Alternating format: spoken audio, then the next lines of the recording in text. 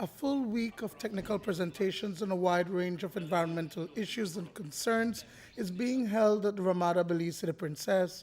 Environmentalists from across the Central American region, as well as Cuba and Colombia, have converged in Belize to look at some urgent themes, including biodiversity conservation, the illegal trade in wildlife, and climate change. Belize Healthy Reefs Coordinator Roberta Pott is the president of the Belize chapter of the Mesoamerican Society for Biology and Consultation. Similarly to the species and the habitat, biologists look beyond borders, and this collaboration across borders is really what this Congress tries to provide an opportunity, a meeting place. These are all volunteer organizers. I have to recognize the support that we get from the executive of the Belize chapter, who have full-time jobs and they give of their time to do this.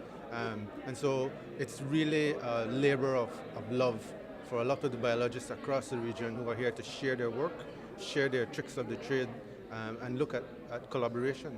The illegal trafficking of wildlife is a multi-million-dollar trade on the black market.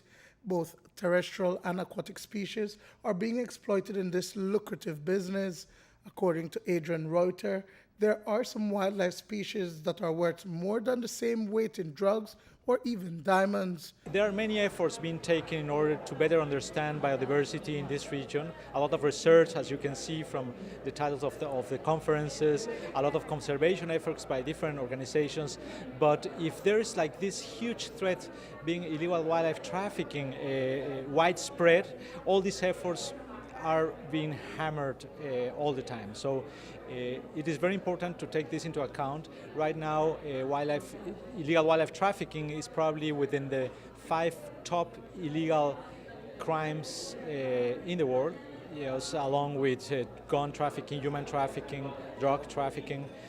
So there is a lot of money to be made by the criminals who see wildlife trafficking as a good opportunity to make a lot of money with little risk in most instances. There are laws such as CITES, the Convention of International Trade in Endangered Species or Wildlife, that regulate the international trade of exotic animals.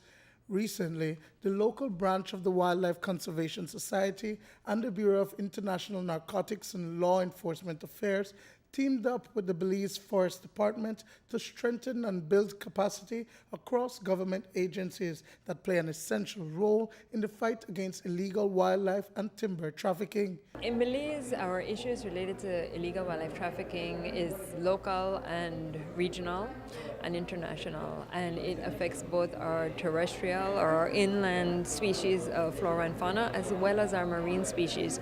We know that there are incidents of illegally removing and taking conch, for instance, away to other countries outside of Belize, and we know that in some cases rosewood is being harvested and removed from Belize illegally. So this is an issue that covers both our terrestrial and our marine seascapes and landscapes. And so it is very important that all sectors take a look at it.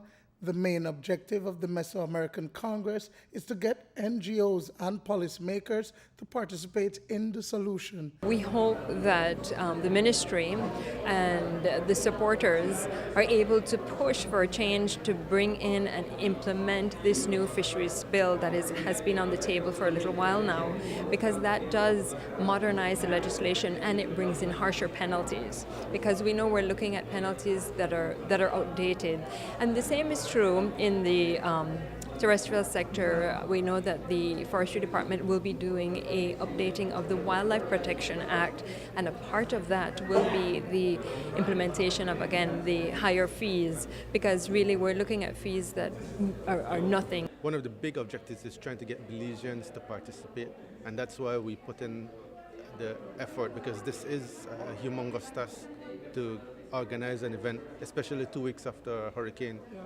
And so we are grateful that the participants decided to make the trip, even though they had seen that we suffered the hit from a hurricane. Duane, Moody for News 5.